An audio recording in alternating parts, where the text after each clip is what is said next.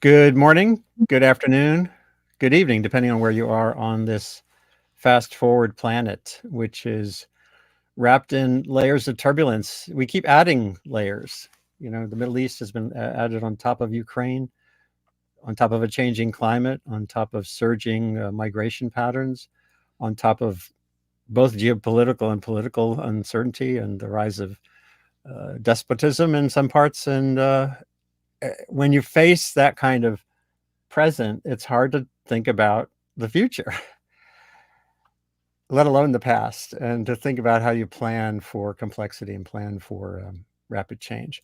And that's why I think A Brief History of the Future, this new PBS series, 6-part series, is so important and should be as widely viewed as possible. It's an educational resource. It's for any average citizen because you think of these grand scale challenges as being global and not something that individuals need to think about. But anyone planning a future for their family or their community, as you'll see here, can draw lessons from this fine show. And I'm thrilled to have Ari Wallach and Kathryn Murdoch here on Sustain What today to talk a little bit about how it came about and the future. Where do we go from here? Some of the lessons that are in this series.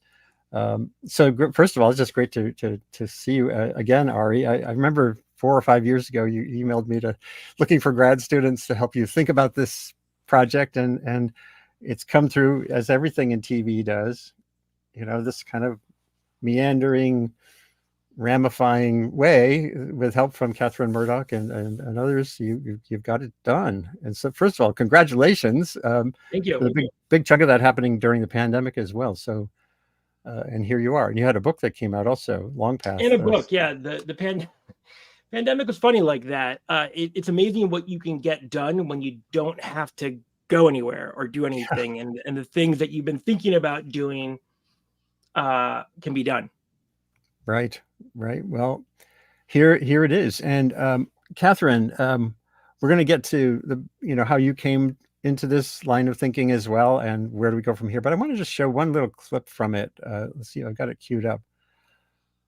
This is a section that starts with the concept of 7 generations, which is, it's something that's become kind of a boilerplate thing, gets thrown around. Ari, just tell me who this woman is again, who you were talking to here. So Freda Bear, she is she's basically been holding together for folks in her tribe. It's these stories never start off in the best way because obviously people were kind of put into reservations. So this is being filmed about 30 minutes south of the Canadian border.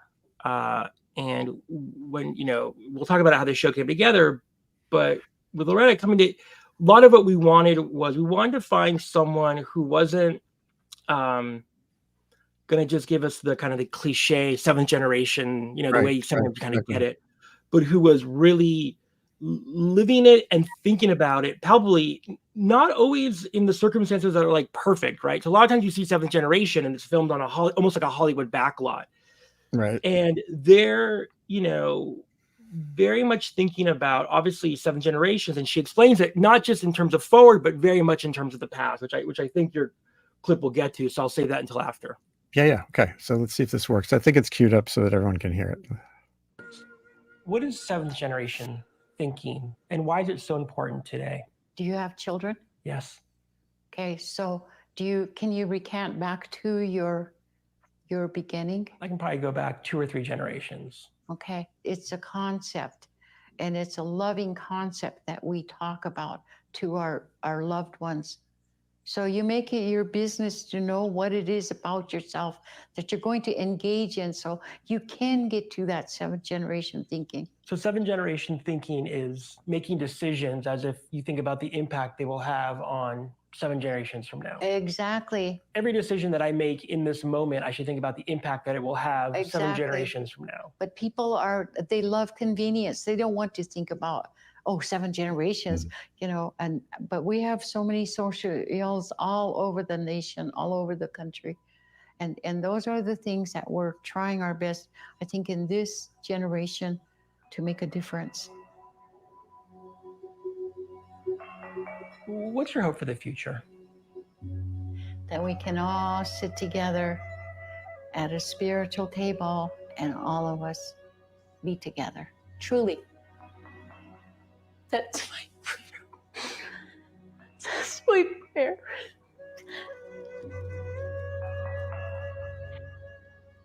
When we saw Earth over our shoulders, having visited the moon, it was a firmware upgrade in our sense of awareness.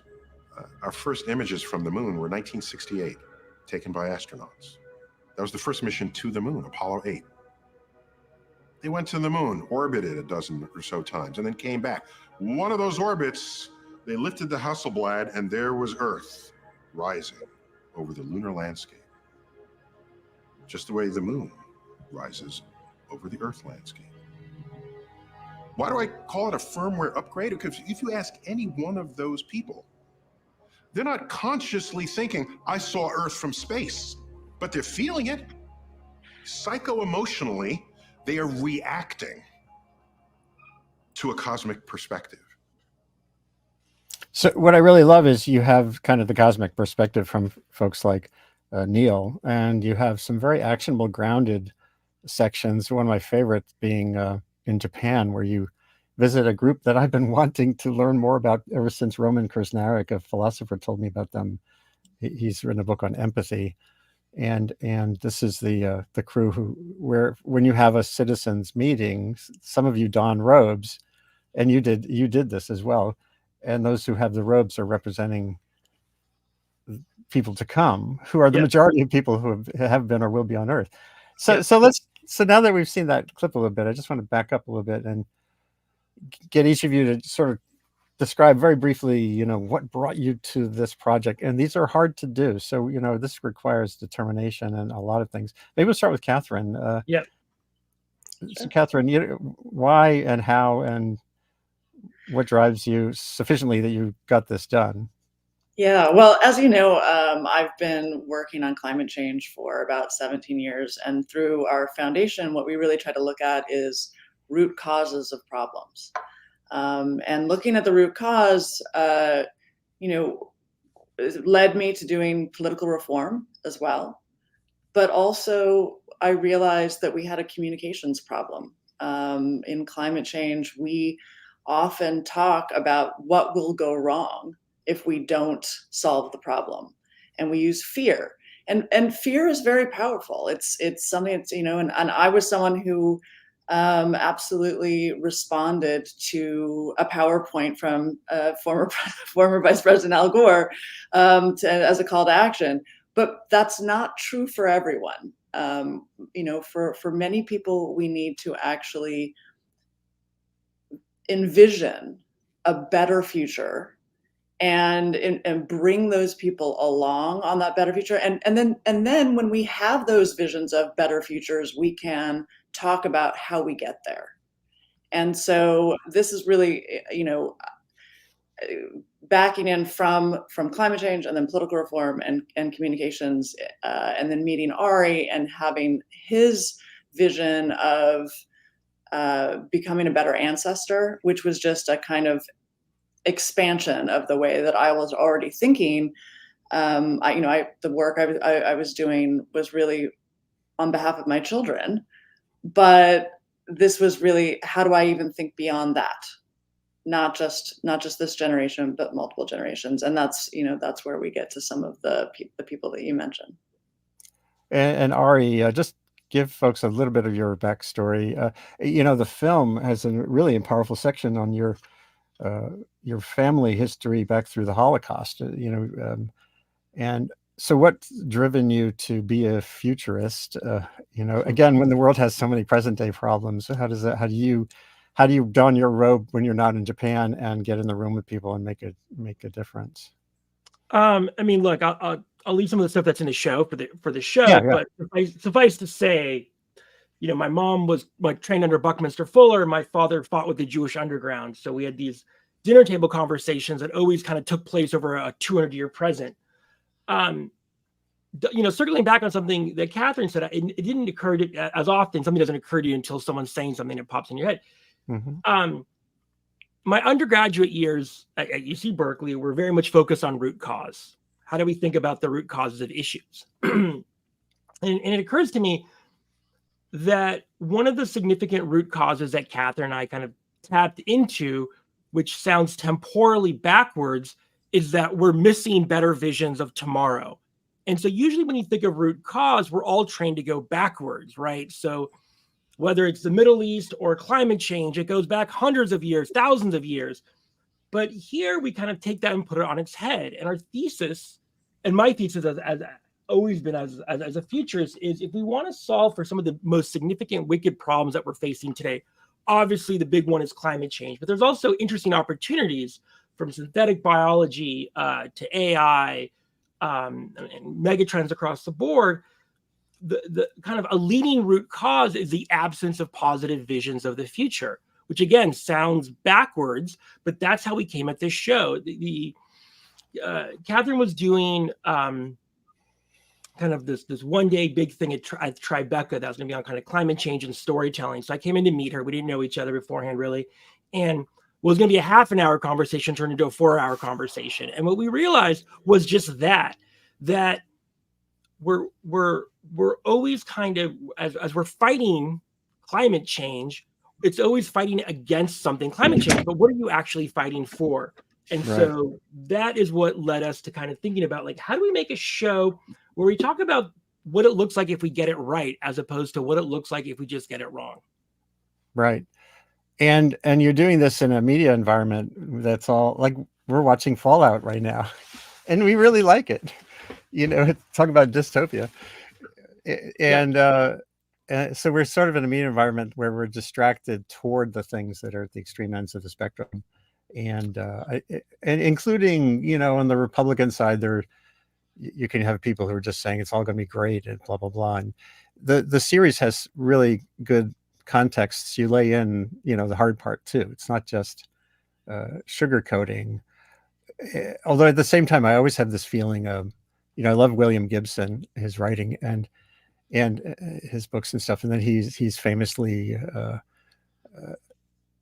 cited as the source of this idea that the future is there now. It's just not evenly distributed, which is very much, you know, you're going around looking at these great examples, but the dark examples are out there too. So maybe you can both so what talk we did about... is we've tweaked that citation, right? So we say in the show, what we're kind of saying is like protopia is already here. It's just unevenly distributed. So again, it's moving away from the kind of the anti-negative towards the normative. And by protopia, you know, and this is, you know, from kind of Kevin Kelly kind of originated this, but other people have taken it forward, like Monica Bielski and other folks. But, you know, we know dystopia, terrible, and utopia is usually just a dystopia in disguise. And protopia is this idea of better tomorrows, where we're getting more things right, but it's not perfect. And so what we set out to do in this show is show folks who, at the kind of project level, are doing something to make the world a better place, who are thinking about better futures. But at a deeper level, and what we really want viewers to kind of, in many ways, connect with, and the feedback so far shows that they are, is it's a mindset, right? That better tomorrows are here and can be here, but we're not rainbows and unicorns. We're not Pollyannish. We don't say, oh, these other problems don't exist. But we're saying, while we look at those, let's shine a light on the things that are working. And I think, you know, Kathryn can say it better, but this is like the gist of the show, full stop. Yeah, I think, and it comes from a place of deep understanding of all the problems. But people are always asking me, well, how do you work on climate change and democracy and not be depressed? And I usually say, well, first of all, because I'm acting, I'm doing something. And that is much more empowering than just sitting around, you know, doom scrolling. But also because I'm aware of all of these incredible people out there working so hard to make the world better. And, you know, we really want to rebalance the media landscape. We know a lot. We see everything that's going terribly. We see, you know, there's a negativity bias in news. There's a negativity bias in popular culture. And what we really wanted to do is say, look, yes, those things are happening and real as well. But there's all this other stuff that's happening that nobody knows about. And Right. part of that was just I wanted to share that with people so that they could also feel some of that excitement and hope and belief in a better future. Yeah, and I sure hope people who watch it then do the active part of sharing it with others and connecting with some of the ideas. As I said, every town meeting is a place where someone can express the point of the future. This came up when we lived in Hudson Valley.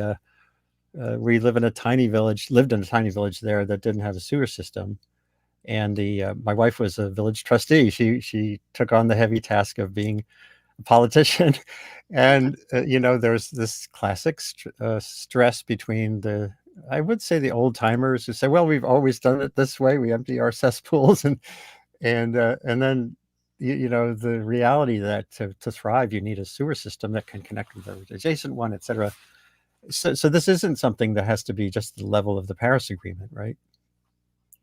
Definitely not. And I think that idea of we've always done it this way is really interesting because they're usually referring to something that's maybe in the last 20 years. It's not something that has thousands of years of tradition. And Right. what we wanted to do was really look at these things and say, okay, what are the traditions that are really worth preserving? And then what are the things that we want to keep from what we have? And then what do we want to change? Because really, we have that opportunity to make those choices. We don't have to do things the way they've been done since the 50s. There's no reason for that. We can choose the best of the way that we've done things. Yeah. And Ari, it's been structured in a really artful way that starts with the basic behavioral science. You had a couple of neuroscientists talking about the brain, and one of them showed you something that while you're being interviewed that was kind of amusing.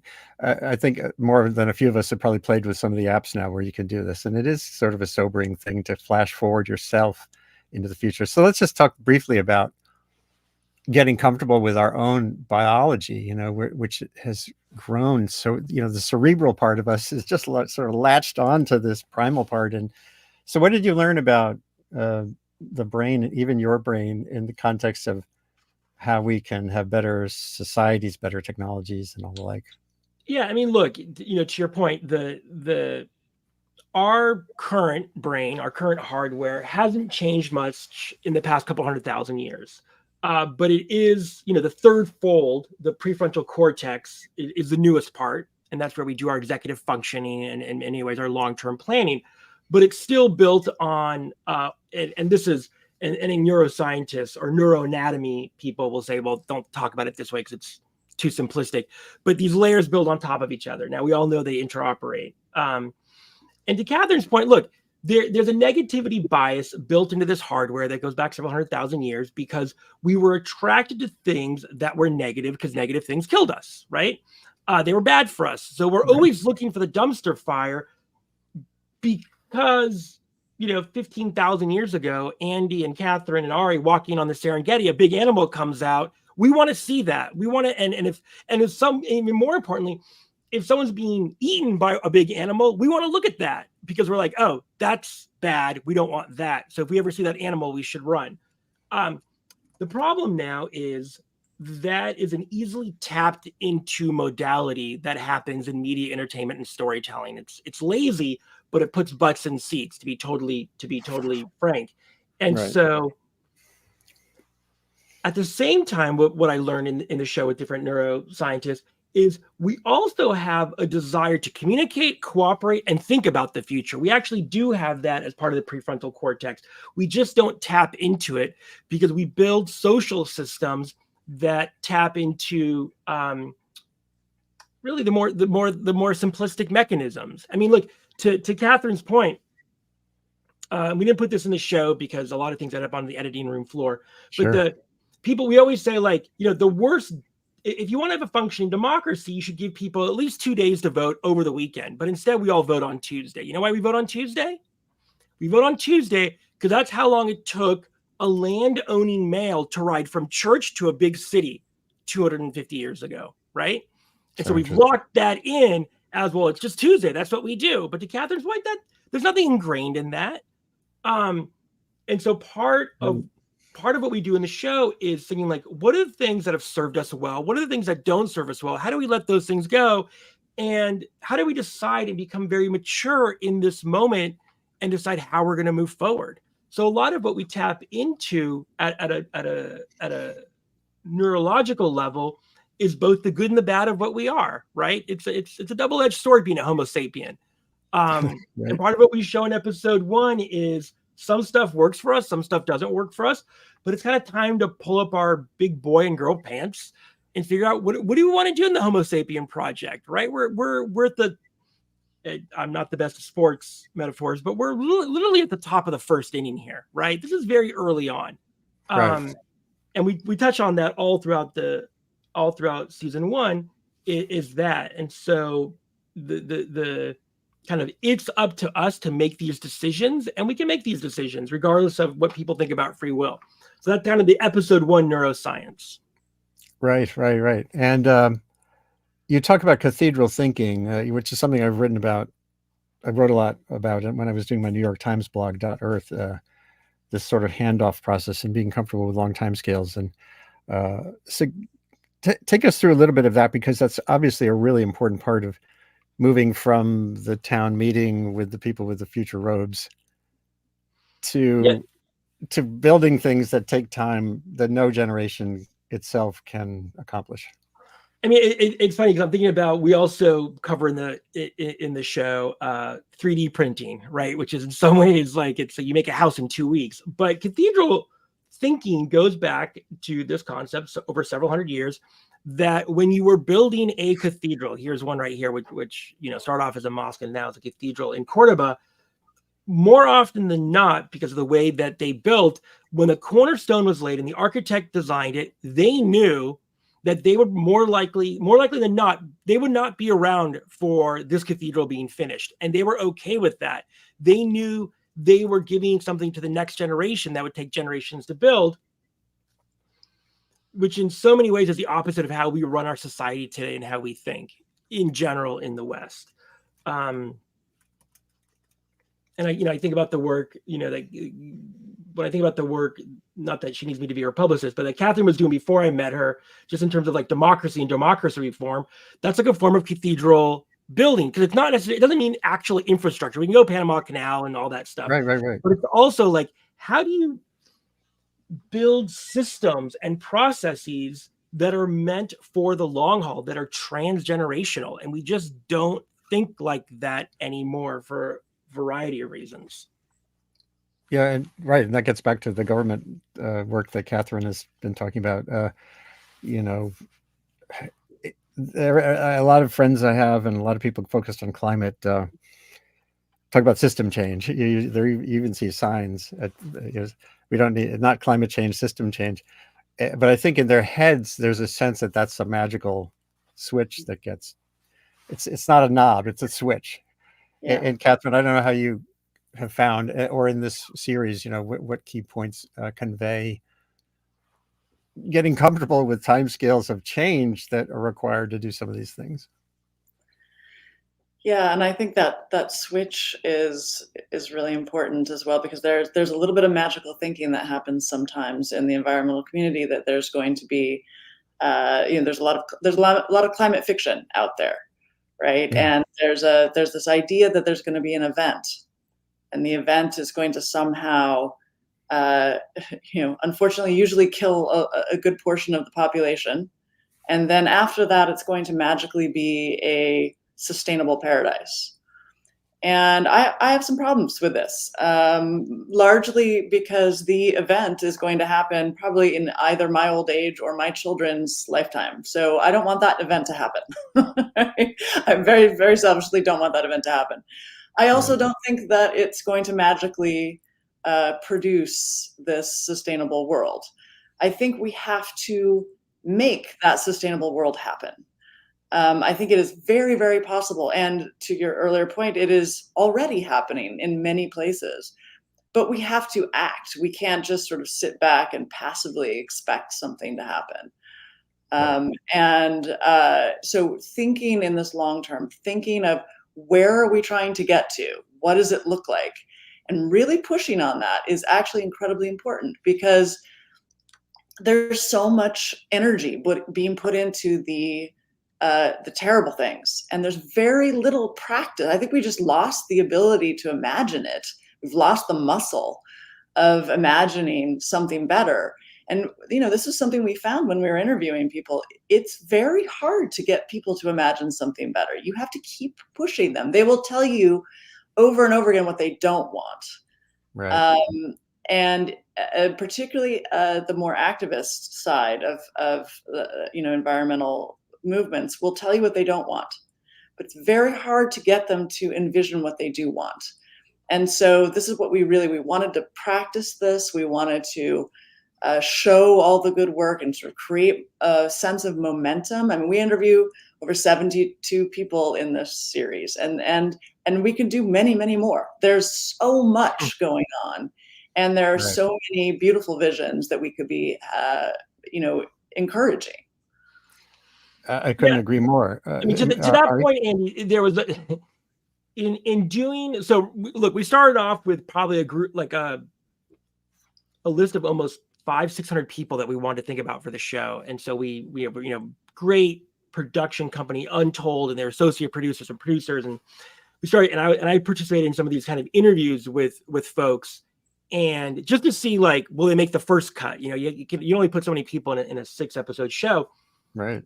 And from the heads of major foundations to like frontline activists to even like CEO, entrepreneur, whatever it was, like the third question I'd always ask them is like, okay, so take me out like 20 years and we've gone through this transition to a sustainable, regenerative, flourishing society. I made it short because I wanted to, like, what does it look like?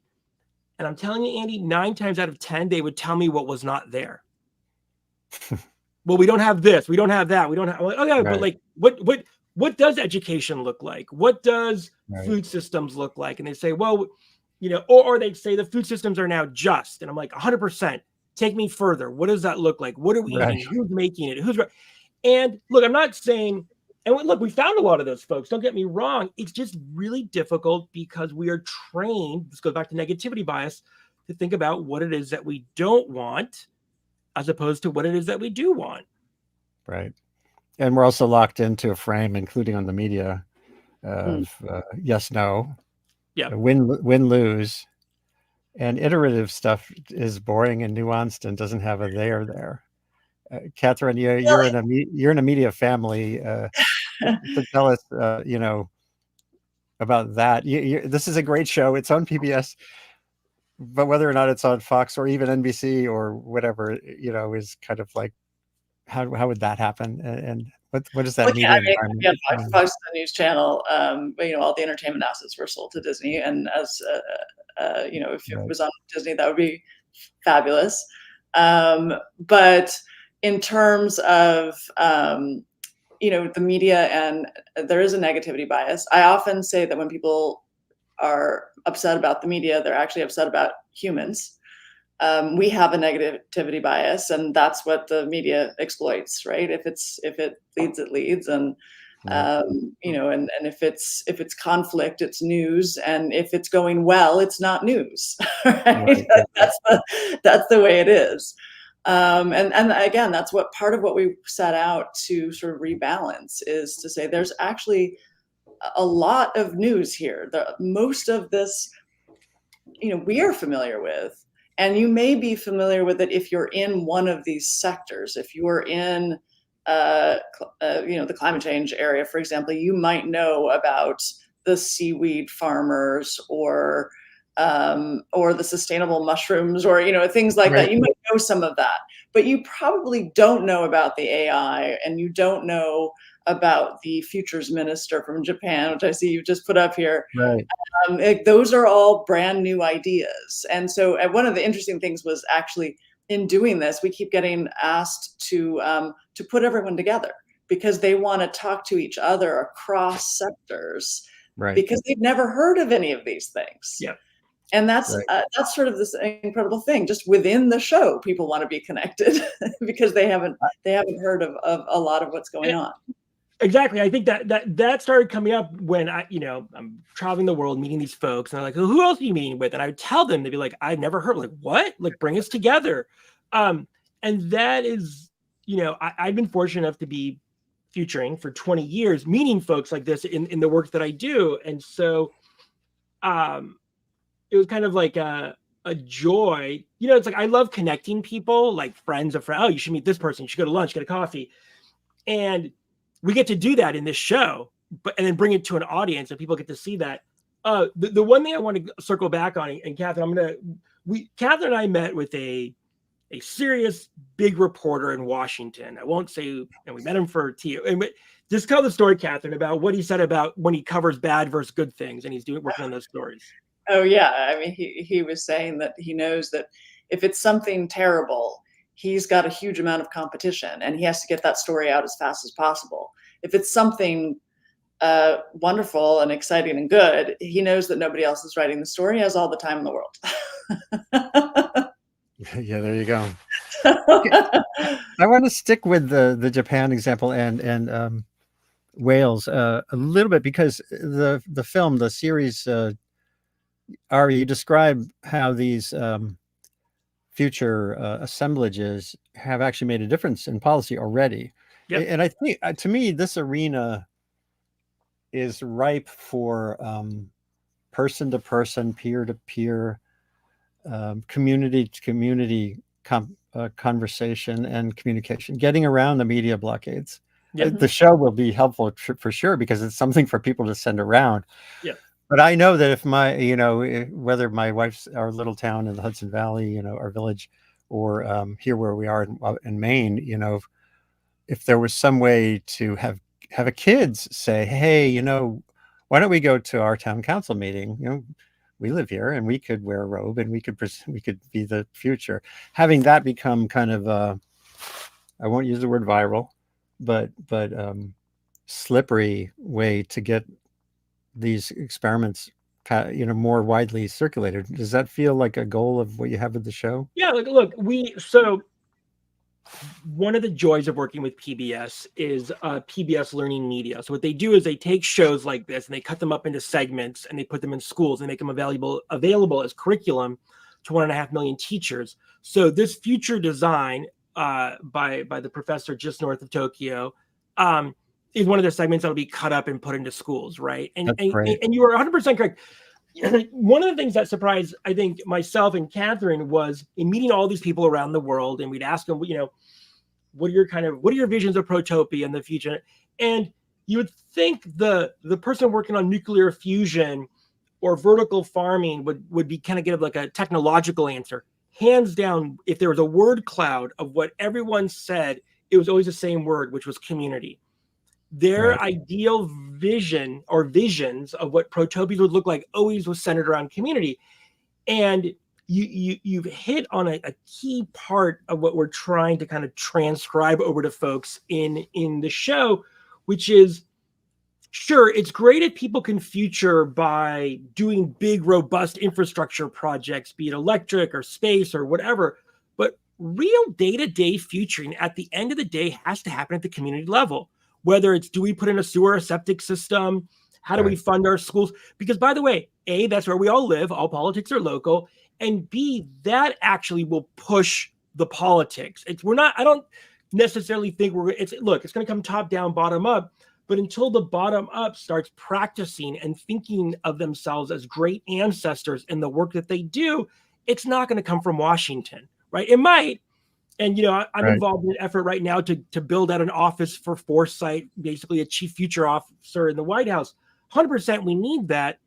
But at this communal level, that's where you need this. Yeah, and I agree with you on it that can then reverberate. Steve Schneider, the late great climate scientist who I interviewed countless times over the decades. In 2007, he was in Australia for a year, and he gave a lecture, and he talked about the importance of sort of pilot scale prototyping, things communities can see and understand as a path toward the bigger, more systemic change, because you generate enthusiasm and things for people to talk about. And I think we got that all wrong. That he said that in the run-up to the first failed climate bill, 2007 through 2009, and now with the Inflation Reduction Act and the infrastructure money, billions and billions of dollars, to use a Sagan Sagan term, billions. What's needed, and I've done several shows on this, is community. Someone, Jigar Shah, who runs the energy department's giant loan program, said, it's all here now. We just need a mover in every one of the 19,500 communities in America, towns, villages, to spend a couple hours a week saying, hey, our light bulbs are incandescent. And here's a loan we can get that can make us switch to LEDs or clean, electric school buses, etc. And so it's all that now. The script has been flipped. The opportunity is local fundamentally, and so I think you're onto something by with that, making sure people are not just thinking about this as sort of, this is that future-y stuff.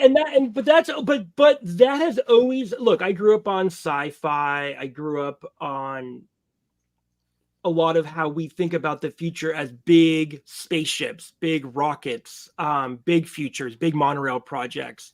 And it took me a while to come back around and realize just how localized futuring is. I was asked, as a futurist, what's something that we can do to build better tomorrows? And I was in this conversation. They wanted me to say something really big. And I was like, just like tear up your lawn and create like create a pollinator pathway. Right. Just like that, very local. And that's what we did. We've let our lawns kind of basically go, much to the chagrin of my neighbors, basically go to meadow. And it doesn't seem like a really big thing, but there's, thousands, hundreds, probably millions of acres of front lawns that we pour a lot of stuff on to make them look beautiful because we wanted to look like a British estate from 200 years ago. That you could do a lot just by going to meadow on it. So sometimes it's about building futures that are very local. Kathryn and I talk about this a lot. Look, the number one way I future is how I parent and how I talk to my kids and the lessons and the conversations. And my wife and I constantly are thinking about what are we talking about and how are we talking about the world, not just so we can make it a better reality for them here in the present, but recognizing that we're modeling a way of behaving and processing information for our children that then they will carry on for their children and their children. Someone put this in the comment, 7 generations is right now. It's not this thing out there 200 years from now that we're doing. It's right now. It's in the interactions that you have in the folks around you. And I think that comes out in the show intermixed with really the cool things like fusion and 3D printing homes, right? We want to show that how we build better tomorrows is from the very micro to the very macro. And I think there's always been this kind of false binary. And I'll say, I came up in the climate movement. My first internship was in the 7th grade at Greenpeace. And everything was always very macro. Or I was also in Northern California, Berkeley. So we did a lot of, I did all my Zen retreats, very micro, San Francisco Zen Center. And in the show, what we're showing, I think, and showing these stories is these things are interconnected from the very micro, how you think about tomorrow, to these massive IRA type infrastructure projects. It's all one and the same. Yeah. And Kathryn, I wanted to, again, I've only seen the first 2 episodes. So give a bit of a taste of some of the examples that are in the, the full scope of the series that you think capture some of these ideas. We do talk to President Macron and France, and also Alice Su of Stanford about citizens' assemblies, and that's one of my favorites because I think it's one of the answers of getting people involved, civically involved, and feeling like government could work for them again. And so that's a great little segment. We talked to Ellen MacArthur, who works on circular economics. She's a sailor who went around the world. She's the first woman to go around the world solo, and she watched her resources go down and down and down, and had an epiphany about the Earth's finite resources, and that we needed to completely change the system. So there's really everything. There's really everything. We go to a fusion reactor. We have, it's everything from technology to systems change. Ari talks to a death doula. It's one of his favorites because to a death doula. Oh, a death doula. Yeah, she's someone who helps people through those final, who have a terminal disease and know that Right. they're going to die, and she helps them through that. And one of the reasons we talk to her is because fear of our own death is one of the reasons that it's difficult to think about the future. Yeah, I did a segment on here early in the pandemic on terror management theory, which is there's a guy at Skidmore, Sheldon. Yes, Sheldon Solomon and a couple other people came on to talk about that, and that's how how our awareness of mortality shapes so many things about us. That urgency, the now bias, and boy, oh boy. Well, that's where a lot of Sorry, I was just gonna say, Kylian Mbappe, one of the biggest soccer stars in the world. And we talked to him. Why? Because when you're a elite athlete, you envision winning. You envision hitting your goals, going to the Olympics, whatever it is. You absolutely don't sit there and say to Kylian Mbappe, "You're going to fail. You're going to fail. You're going to fail," and then expect him to kick the goal. And that's what we're doing as a society. And so we wanted to talk to someone who uses that sort of vision of success to be successful, and how important that is, and why we should focus on that ourselves. Boy, and how much of that gets back? Like very, very wide, I think it's fun and interesting, and I think hearing from people that you won't have heard from before. Well, and just the fact that Ari was describing, that in making the package, Ari, you met people who hadn't heard of each other's solutions either, because they're in different disciplines, different silos. Those are such important walls to break down. It's walls. Look, and it's also, I'm gonna put my host hat on for a second. Sorry, Andy, but like, of course. Because Kathryn went to President Macron and Citizen Assembly, but like, especially for this webcast, like the exam, like we know yellow vests. Like, I'm throwing back to Kathryn, because we know the story of the yellow vest protests, but we don't know what happens after that, and that's kind of, this goes back to the negativity bias and the news. So I'm teeing that up and throwing that back to Kathryn. Well, no, that's one of the reasons. If we've heard of it, we've heard of the protests about oil prices, but we almost certainly have not heard about how they resolved that. And that's what they did, was they used a citizens' assembly. And it's not a perfect process. They're still working through it, but it has so much promise, and is I think really, really interesting. We're doing a lot of work to do more of this. They were able to resolve issues on abortion in Ireland using citizens' assemblies, and that's about as difficult as you could imagine. So if they can do that, I think that it could be used here in the U.S. That's so great. And boy, I'm just thinking out of the box here. Maybe this is for that PBS learning component. Yeah. Imagine if the Model UN network incorporated a future, this element into it, so that kids are starting to, or instead of having a debate class, or debate teams, if we have citizen jury models for instead of Model UN. I'm not saying Model UN is a waste of time, but does that feel like part of what could? Yeah, I mean, look, like many times in conversations like this, I go back to Buckminster Fuller. He developed this, this game called the World Game, and the only way you won it was by building consensus models, and all the players basically had to work together, right? I mean, this idea of spaceship Earth, right? You're either passengers or you're crew, and we all have to start behaving like crew. That was his main point, and that was the World Game. That's kind of what he developed, was this game that was more around how do we all start rowing in the same direction to all ships rise, everyone wins. In my, reminds me, Andy, in my book that also came out in Long Path, I have this one kind of idea that I threw out there that every once in a while, I always know if someone's read the book because they come back to me with this idea. I said, in Congress, we should take down one of the walls in the chamber and put soundproof glass and put a nursery on the other side of it. Right. So as members are debating, mostly Wow. people in their 60s and 70s on the Senate side, let's say, they can see on the other side of this glass, just like a pre-K, and realize that whatever they're working for is actually for the people on the other side of that glass. And I think often we lose sight of that. That gets to the role of technology just generally, whether you're seeing actual kids or some depiction of them. You do have a section on AI, which I haven't seen yet, but I've thought a lot about this. Way back in 2011, Oh. David Dobbs wrote a cover story for National Geographic magazine on the teenage brain. And as I was reading it, it was about the transition from teen brain to adult brain and the neurological rewiring that happens. It's a really big change in the brain.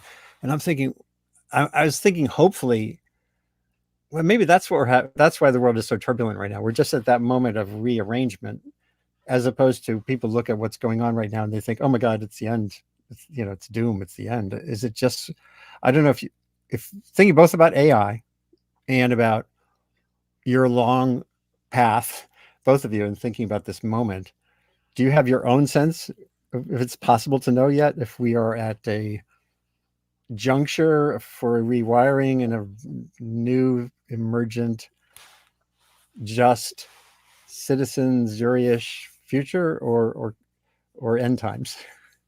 I think Maybe we're very that's much at a something crossroads. So one of Yeah. the messages we're trying to say here is, we have a choice. We can participate and we can help drive towards something better, or we can very passively sit back and allow it to happen to us. But that's unlikely to go well. So obviously, I'm an advocate of participation, and I think the more conversation we have about this, the more the more thoughtfulness around it, more nuance. Really, it needs to have it can't be a sort of a like button. It needs to actually be a discussion amongst people. What is it that we want? How do we get there? It's not a matter of do we have the capability of it. It's with climate change, we have technologies to solve climate change. That's not the issue. The issue is, do we have the political and social systems in place to make us successful? Right? And so this is really it's a cultural issue. It's a social issue. We need to talk about these things. And I think giving people back their agency is incredibly important. It's not something, Ari likes to say the future is a verb. It's not something that's coming at you. It's something you do. You create it. And the more people that are involved in that, I think the better off we are. And Ari, you also use the word future as a verb too. Yeah. I mean, look, the first episode is beyond the now. So first thing we want to do is we want to increase the kind of the temporal aperture going backwards, which is why we go into neuroscience, which you picked up on in the beginning of this conversation. And we also want to go forward. So what we want to do is we want to kind of break people of what I call their lifespan bias. So more often than not, when we think about the issues that we're dealing with, we think about it, we bookend it artificially between my birth and my death, as opposed to a much larger chain of being that goes backwards thousands of years, tens of thousands, hundreds of thousands, and forward tens of thousands of years. So that's episode 1. Episode 2 is chaos and complexity. So it's the moment that we're in right now. And there is this great physicist, Ilya Prigogine, who I will not do this verbatim, but basically in moments of increased and exponential chaos, that's when you actually have systems come apart and then reorganize themselves. And we've seen that in complex adaptive systems, both at the rainforest level and at the societal level. And so I put forth in episode 2 that we're at that point right now, that we are kind of on the tail end of kind of Enlightenment rational thinking that did great things for us, right, over the past couple hundred years. It gave us modern science. It gave us modern technology. I had a ruptured appendix. Had it not been for the Enlightenment, I wouldn't be here right now, right? And so at the same time, it's created, and you just picked up on this earlier, Andy, these artificial silos, right? And these artificial bifurcations between different peoples and projects and humans and nature and spirituality. we're in a moment where we're kind of recombining those. I do not know what that recombination will look like, but this is a moment for folks who want to put forth positive visions of a flourishing Homo sapien society connected to a thriving ecological planet Earth. This is the moment that folks like that shine. Now, unfortunately, where most of the light goes to is the people who are focusing on the chaos or increasing the chaos for their own short-term needs and goals. We want to shine a light on those who are trying to build out that new way of being. So we're in this intertidal moment. We're not at the end of something and it just ends and falls off a cliff. There's a reason we use the term intertidal in episode 2, because it comes in waves, right? Sometimes above the surface, sometimes below the surface. And in that moment of chaos and complexity, you get increased creativity. And that's where we are right now. And engagement with that moment is so vital. And hopefully folks who see the show, PBS, it's open. You don't need it's free to watch. You've already paid for it. Yeah, exactly. So get the most out of it and make sure you're sharing it with others.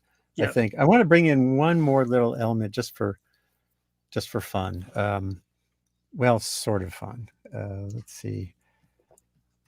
Someone who I know you both know, Kim Stanley Robinson, he came to Columbia just before as the pandemic was coming across the country. He sat with students. He gave a talk that I moderated, and he said something interesting. You know, he's the known best for his utopian writing, his sprawling novels that kind of take us into a different future.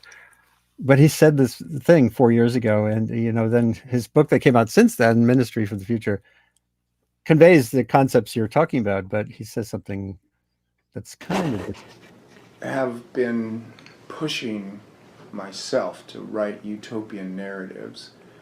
That gets weirder as we continue on the course that we're on. And attempting to imagine a utopian future from the situation that we're in right now requires some really wrenching historical developments. So it's like he got burned out on the state of the planet being so overwhelming. So Ari and Kathryn, how do you maintain, given the state of things, is there some tips you can convey to people on how to, whether it's a mental habit or whatever, how you stay focused on the positivity and connectivity? Well, I think there are a lot of really good things happening. Again, they don't get a lot of attention. And so if you're not personally involved in those things happening, it's very hard to know about them. But one of the things, he uses the word utopian. And again, we prefer protopian, because utopian is very difficult. It's a perfect world. It's technically no land, right? That's not something that can exist. It's too perfect. It always falls in on itself. Right. But protopia is possible, and it is not perfect. It's not going to be perfect in every way. And I think this is actually really important, though, to understand that that's okay. We might get some things wrong, but we're probably going to get a lot of things right as well. And the more that we focus on getting them right, and the more that we express them, I think the higher the chance is that we get there. And we have this incredible ability, to pull it out, particularly Americans. So we can always pull it out at the last minute, the 11th hour. Right. It can happen. It is hard, but I think it's incredibly important to keep focusing on what can get done and not give up. And Ari? Well, first of all, you may not remember this. I was actually at that talk at Columbia, Andy. Oh, yes, you were. Of course. I have a picture of you. I was there. Thank you for remembering. I'm glad I left such a strong impression. No, I'm kidding. Look, the action is what pulls you through. One, being aware. We started off the conversation by all the things that aren't going right in the world right now. But at the same time, there's a lot of things that are not going right. Right now, there's a lot of things that are going right, that are going well, right? infant mortality, lowest levels. If you're to be born at any time in the past 10,000 years, anywhere on the planet, I would choose right now. We often romanticize the past. It was pretty bad in the past. You stepped on a piece of something and you died pretty quickly from it. In fact, you didn't go to Walgreens to buy, some cream to put on it. Not that it's perfect, far from it, but so part of it is just knowing something we don't do well in this country is knowing history. We have been through some rough patches as a species over the past several thousand years. So that's one. Two, and again, going back to what Kathryn was saying, it's action, it's agency. So part of it, we did this show, and then Kathryn and I have founded a studio called Futurific. And it, the name kind of tells you what it is. So obviously the first product out of Futurific is this show, but we're doing a series of graphic novels, which I'm going to make Kathryn talk about in a second, but we're looking at games and different fiction and nonfiction. And part of it is, the main part, again, is to shine a light on what it looks like when things get better, and also having a vision of what better tomorrow's kind of looks like. But again, there's going to be some gnarly stuff that happens in protopian futures, right? People are still going to die. There's still going to be murders.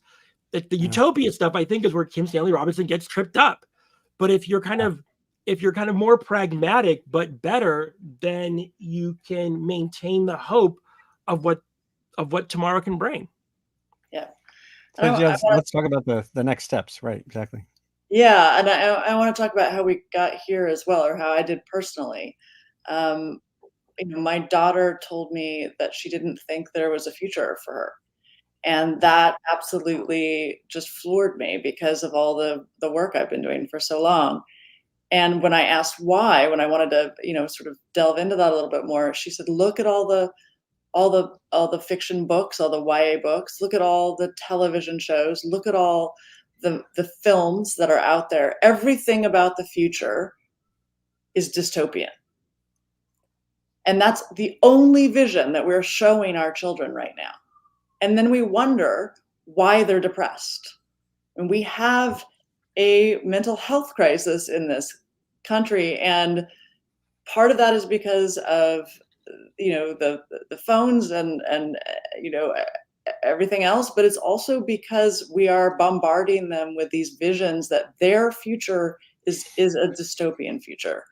And so one of the things we really wanted to do is say, let's rebalance this. There has to be stories out there about better futures. We have done it before. Star Trek was and continues to be one of the great stories about humanity getting it right. It sells. It's something that we react very positively. I grew up on it. I love it. But it was 1964 was the last time we came up with this. And surely we can do this again. And so we are out there where, as Ari said, we're working with AWA, which is a graphic novel company. We are talking to writers and producers. We're interested in any medium, and we just want stories about better tomorrows of any kind. And again, it can the crises can happen in lots of different ways. You can have you're still going to have murders and art heists and affairs and all those things. All those human things will still happen, but maybe you have a clean energy future.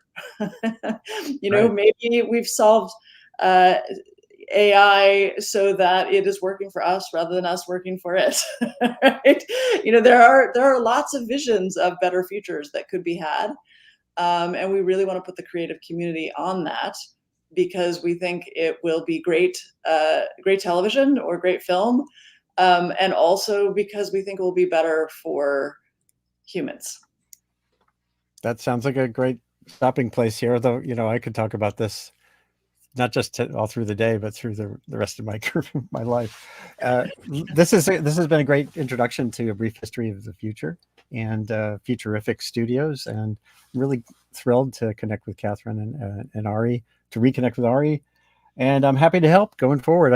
This webcast is mine alone. I was at Columbia University for a while doing it, and I just do it because I want to do it and focus on what I want to focus on. And this integration of what we can do today to build better tomorrows, flexibly, adaptively, you know, just like a cathedral. Or the thing that comes to mind for me online is Wikipedia. I did a session in here on Wikipedia. It's cathedral thinking. It's a cathedral of information that still works amid all this stuff that doesn't. So let's reconvene sometime. I'd love to you know, focus on the educational outreach plan and the rest, and what you're doing with Futurific Studios. Thanks for being on Sustain What. Thank you. And anybody can share this right after we're done. It's on X, Twitter, on YouTube, Facebook, LinkedIn, even on Twitch, which I still don't get, but it's there. And thank you again. And the one they all say is for the show. Obviously, you can find us across all social media channels, but we are also launching a Discord server. Speaking of Twitch, so again, it's having the show is meant to start the conversation, but we will further along. We'll push it further along on different platforms wherever the folks are, wherever they want them. So feel free to reach out to us through the Futurific on LinkedIn. Or through a briefhistoryofthefuture.com, and you can see the show on PBS itself, linear, or the PBS app, or pbs.org. Awesome. Thanks again for being here today. And thank you, Andy. hold on.